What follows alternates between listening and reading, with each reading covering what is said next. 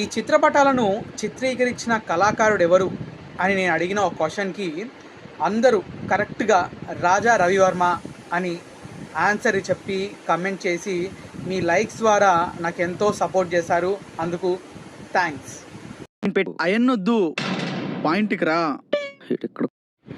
అయితే ఈయన చేసిన 140 ఏళ్ల క్రితం నాటి పెయింటింగ్ యశోదా కృష్ణ పెయింటింగ్ ముంబైలో జరిగిన ఒక ఆక్షన్లో 167,20,00,000కు సేల్ అయింది. అంటే 167.2 crores సేల్ అయింది.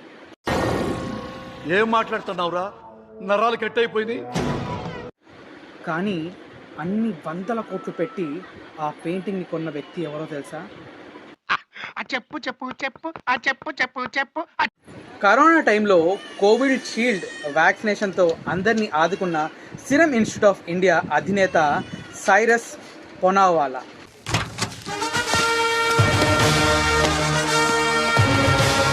ఈయన చెప్తున్న మాట ఒకటే, ఇది కేవలం డబ్బుల వ్యవహారం మాత్రమే కాదు, ఇది మన భారతీయ వారసత్వాన్ని, కళాఖండాలను కాపాడుకుంటూ మన దేశంలోనే ఉండేలా నేను చేసిన ప్రయత్నం.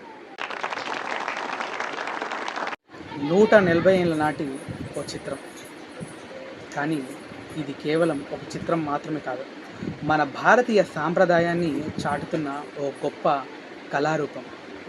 ఈ వీడియో నిజంగా మీకు ఇన్ఫర్మేటివ్గా అనిపిస్తే మాత్రం మీ ఒపీనియన్ని కమెంట్స్లో రాయడం మర్చిపోకండి.